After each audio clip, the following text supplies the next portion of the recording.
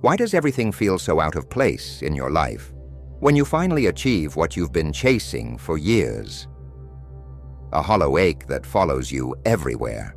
That gnawing sensation that whispers, "Something is fundamentally wrong with me." You've tried everything, haven't you? Therapy, meditation, positive thinking, cutting toxic people out of your life. Yet here you are, still drowning in the same emotional quicksand that's been pulling you under for years. And today is the day you know why all of it failed. Let me tell you something few have the courage to say.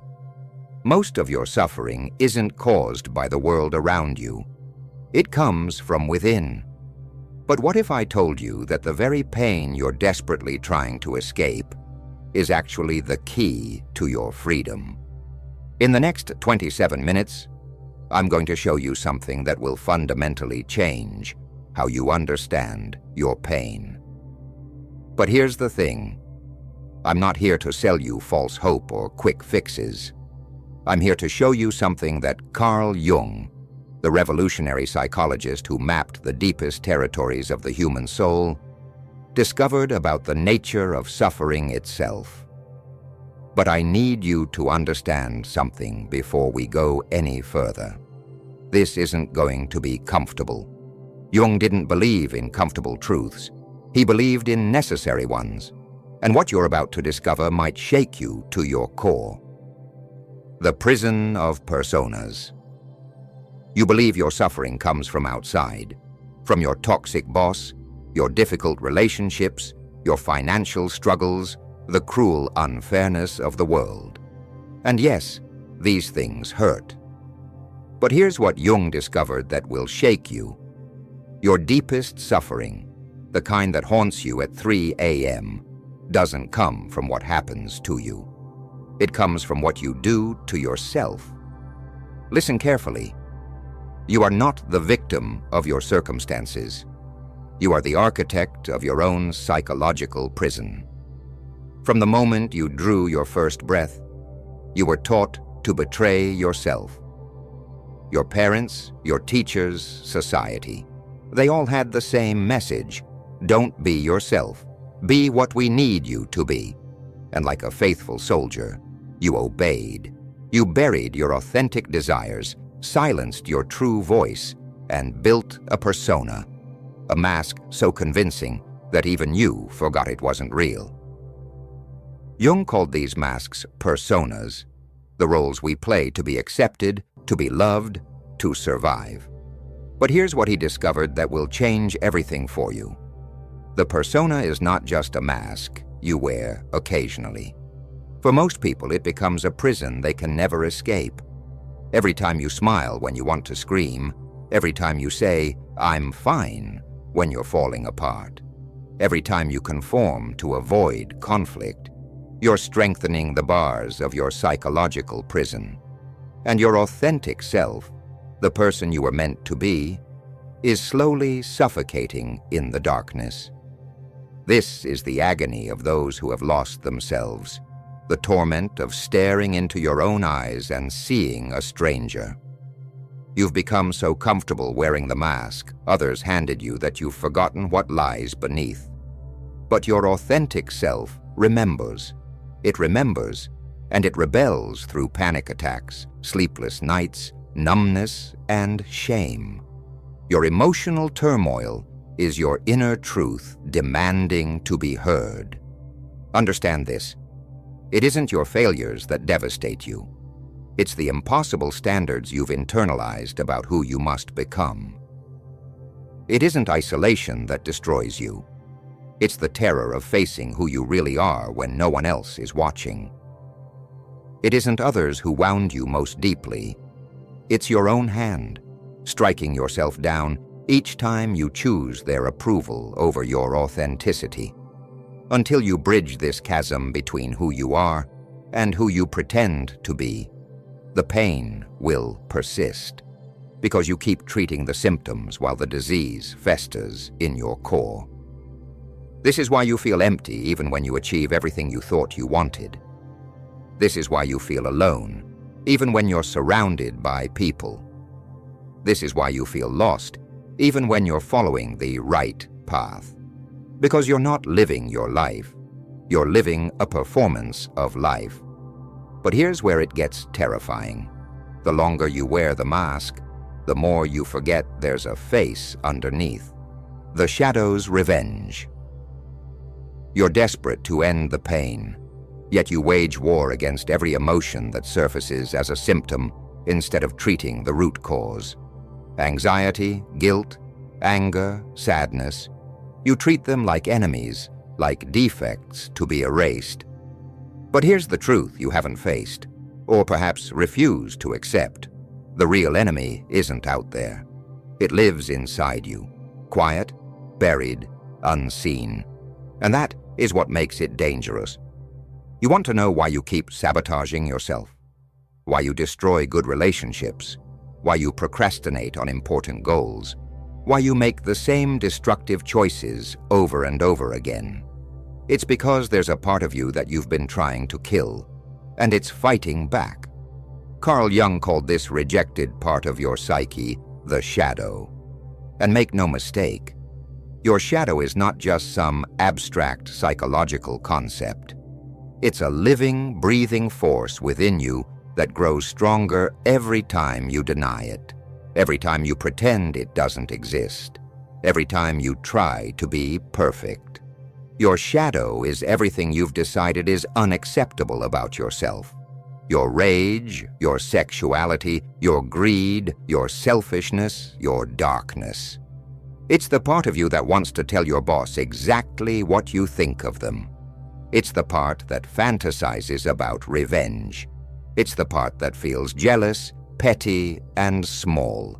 And because you've spent your entire life trying to be good, you've pushed all of these natural human impulses into the basement of your psyche. But here's what Jung discovered. What you repress doesn't disappear. It goes underground, where it festers, grows, and eventually erupts in ways you can't control. This is why you explode at people you love over minor annoyances. This is why you feel drawn to people who are bad for you. This is why you watch the news and feel secretly satisfied when successful people fall from grace. Your shadow is running your life from the shadows, and you don't even know it. Jung said, until you make the unconscious conscious, it will direct your life, and you will call it fate. Your shadow is that unconscious director, and it's been writing the script of your suffering for years. The people who trigger you the most? They're mirrors reflecting your own shadow back at you. The qualities you hate in others are the qualities you've banished in yourself. This is why healing isn't about fixing what's wrong with you. It's about reclaiming what you've abandoned. The most terrifying part? The more spiritual or positive you try to be, the more powerful your shadow becomes. The descent into hell. You've come this far, braved the truth of your disconnection, stared into the eyes of your shadow. And now you stand at the edge of the most defining moment of all, the confrontation. Most people, when they first glimpse their shadow, run. They distract themselves with work, relationships, addictions, spiritual bypassing. Anything to avoid confronting the monster they've created in their psychological basement. But Jung discovered something revolutionary. The only way out of suffering is through it. He called this process the dark night of the soul, a deliberate descent into your own psychological hell. And yes, it's exactly as terrifying as it sounds. Because to heal, you must first be willing to feel everything you've been avoiding. You must be willing to admit that you're not the saint you pretend to be. You must acknowledge the times you've been cruel, selfish, and destructive. You must face the reality that you've contributed to your own suffering through your choices, your patterns, your refusal to grow. This is where most people break. They'd rather live in comfortable misery than face uncomfortable truth. But if you're still here, if you're still listening, it means you're ready for something different. It means you're ready to stop running and start facing. The descent begins with radical honesty. Not the kind of honesty where you admit your cute flaws to seem relatable, but the kind that makes you question everything you thought you knew about yourself. You start asking the hard questions. What am I really afraid of? What do I really want? What parts of myself have I been hiding? And then you start writing. Not pretty journaling about gratitude and manifestation, but raw, ugly, honest writing about the thoughts you've never dared to think, the feelings you've never dared to feel, the truths you've never dared to speak. This is when the real work begins. When you stop trying to fix yourself and start trying to know yourself.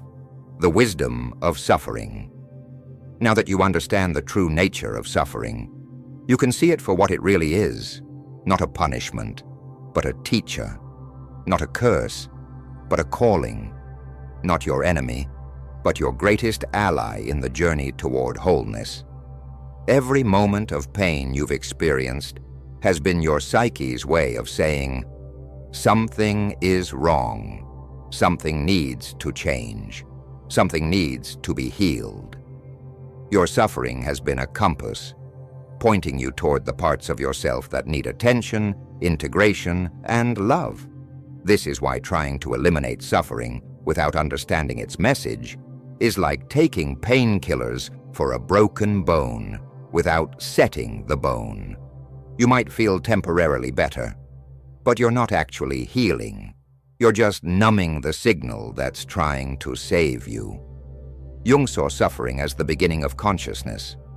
Most people live their entire lives unconsciously, driven by patterns they don't understand, repeating cycles they can't break, trapped in behaviors they can't explain. But suffering forces you to wake up. It forces you to pay attention. It forces you to change. When you understand this, you develop a completely different relationship with pain. Instead of running from it, you learn to listen to it. Instead of numbing it, you learn to decode it. Instead of fearing it, you learn to trust it. This doesn't mean you become masochistic or seek out suffering. It means you develop the wisdom to understand that discomfort is often the price of growth, that emotional pain is often the labor of psychological birth, that what feels like breaking down is often breaking open. Your suffering stops being your enemy and becomes your teacher when you stop trying to escape it and start trying to understand it. The paradox of healing. Here's the ultimate paradox that Jung discovered. The moment you stop trying to fix yourself, you begin to heal. The moment you stop running from your pain, it loses its power over you. The moment you stop rejecting your darkness, it transforms into light. This is why every healing method you've tried has failed. You've been approaching healing from the wrong angle. You've been trying to get rid of parts of yourself instead of integrating them. You've been trying to become someone else instead of becoming more fully yourself. True healing isn't about becoming perfect. It's about becoming whole. It's about embracing all of yourself, the light and the dark, the beautiful and the ugly, the saint and the sinner. It's about understanding that you are not broken and in need of fixing. You are complete and in need of integration. When you stop seeing yourself as a problem to be solved and start seeing yourself as a mystery to be explored, everything changes. You develop curiosity instead of judgment. You develop compassion instead of criticism. You develop acceptance instead of resistance. This is when the real transformation begins. Not because you've eliminated your flaws, but because you've embraced your humanity. Not because you've become someone else, but because you've finally become yourself. The person you are trying to become through healing is the person you already are, underneath all the conditioning. The integration process. Now the question is, what happens when you stop running from your shadow? Something miraculous occurs. The enemy you've been fighting your entire life reveals itself to be a wounded part of yourself that just wanted to be acknowledged, accepted, and loved. Jung called this process integration, not getting rid of your darkness, but embracing it, understanding it, and transforming it into conscious power. Because here's the secret that religious and spiritual traditions have been hiding from you. Your so-called negative emotions aren't your enemy. They're your strength in disguise. Your anger? It's your boundary system trying to protect you. Your sadness? It's your heart's way of processing loss and change. Your fear? It's your survival instinct keeping you alive. Your shame? It's your conscience trying to help you grow. When you stop judging these emotions and start listening to them, they transform from destructive forces into powerful allies. Your anger becomes healthy assertiveness. Your sadness becomes deep compassion. Your fear becomes wise caution. Your shame becomes motivation for genuine change. But integration isn't just about accepting your emotions. It's about reclaiming all the parts of yourself you've rejected. Maybe you rejected your ambition because you were taught that wanting success was selfish. Maybe you rejected your sexuality because you were taught that desire was dirty. Maybe you rejected your creativity because you were taught that art was impractical. When you integrate these rejected parts, you don't just stop suffering, you become whole for the first time in your life. You stop needing external validation because you're finally validating yourself. You stop people-pleasing because you're finally pleasing the only person who matters, you. This is when you realize that your suffering was never a bug in the system.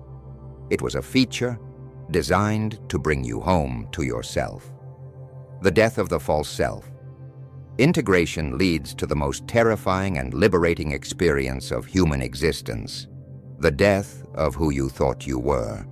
All the roles you've played, all the identities you've clung to, all the stories you've told yourself about who you are, they must die for your authentic self to be born. This isn't metaphorical death, it's psychological death, and it feels just as real as physical death. Because in a very real sense, the person you've been pretending to be is dying. And death, even psychological death, brings grief. You might grieve the loss of people's approval. You might grieve the loss of certain relationships that can't survive your authenticity. You might grieve the loss of dreams that were never really yours to begin with. But here's what Jung discovered. On the other side of this death is rebirth. Not into someone new, but into who you've always been underneath all the conditioning, all the trauma, all the masks. You start making choices based on your authentic desires rather than external expectations. You start saying no to things that drain you and yes to things that energize you. You start speaking your truth, even when it's uncomfortable. You start living your life, not the life others expected you to live. And something incredible happens. The suffering that has been your constant companion for so long begins to dissolve. Not because your external circumstances have changed, but because you've finally come home to yourself.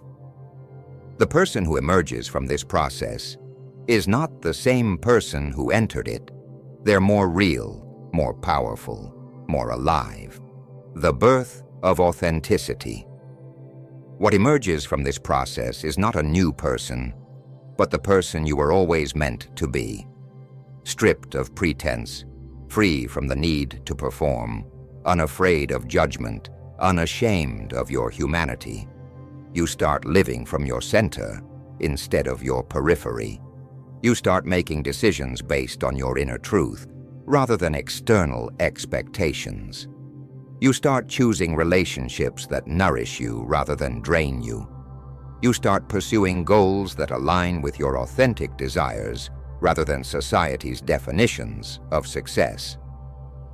This is what Jung called individuation, not the process of becoming an individual, but the process of becoming undivided.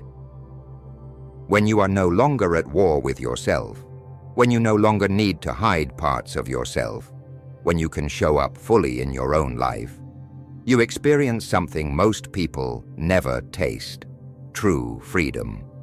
This freedom isn't the absence of challenges or pain. It's the presence of choice in how you respond to life's inevitable difficulties. It's the ability to feel your emotions without being controlled by them. It's the capacity to love deeply without losing yourself in the process. You stop living in reaction and start living in response. You stop being a victim of your circumstances and start being the author of your experience. You stop waiting for life to happen to you and start making life happen through you. This is when you realize that you were never broken. You were just disconnected from your own wholeness. The courage to be disliked.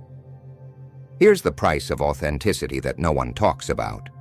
When you stop performing for others' approval, some people won't like who you really are. And that's exactly as it should be.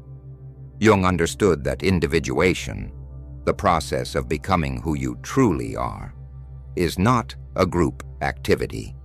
It's a solitary journey that requires the courage to disappoint people, to lose relationships, to stand alone if necessary. This is why most people never truly heal. They're more afraid of being disliked than they are of being inauthentic.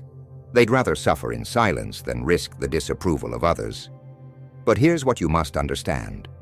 Every person who truly matters in your life will love you more for being real than for being perfect. And every person who loves you less for being authentic was never truly in your corner to begin with. The courage to be disliked is the courage to be free. It's the courage to stop betraying yourself for the comfort of others. It's the courage to live your truth, even when it's inconvenient, even when it's misunderstood, even when it's alone. When you develop this courage, something remarkable happens. You attract people who love you for who you are, not for who you pretend to be. You build relationships based on authenticity rather than performance. You create a life that actually belongs to you. This is when you realize that the approval you've been desperately seeking from others was always supposed to come from within. The conscious choice. Now you stand at the threshold of the most important decision of your life. Everything you've learned in these 27 minutes has led to this moment. You know the truth about suffering. You understand the nature of the shadow. You've seen the path to integration. You know what it takes to become whole. But knowing is not enough.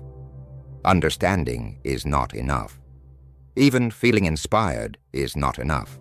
The only thing that matters now is what you choose to do with this knowledge. You can close this video and return to your comfortable suffering, your familiar patterns, your safe prison of personas. Most people will choose this path because it's easier to live with known pain than unknown freedom. Or you can choose the path of courage. You can choose to face your shadow, to integrate your darkness, to embrace your wholeness. You can choose to stop running from your pain and start learning from it. You can choose to stop living someone else's life and start living your own. This choice will determine everything. Not just whether you stop suffering, but whether you start truly living. Not just whether you heal your wounds, but whether you transform them into wisdom. not just whether you become comfortable, but whether you become authentic. Jung said that the greatest tragedy is not that we suffer, but that we suffer meaninglessly. Your suffering has been trying to teach you something. It's been trying to wake you up. It's been trying to bring you home to yourself. The question is, are you finally ready to listen? The final call. If this video has shaken something loose in you, if it's awakened a part of you that's been sleeping, if it's given you the courage to finally face what you've been running from, then you're ready for the next step. But I need you to do something right now, while the fire is still burning in your chest. I need you to make a commitment to yourself. Not to me, not to anyone else, but to the person you see in the mirror every morning. Go to the comments below and write down the one truth from this video that hit you the hardest. The one insight that made you think, this is exactly what I needed to hear. Write it down as if you're making a promise to yourself. Because when you externalize your commitment, you make it real. And here's why this matters. Your comment might be the thing that saves someone else who's watching this video at 3 a.m., drowning in their own suffering, wondering if there's any hope left. Your truth might be the permission someone else needs to finally face their own darkness. And if this video has changed something in you, if it's shown you a path forward that you've never seen before, then share it. Someone in your life needs to hear this.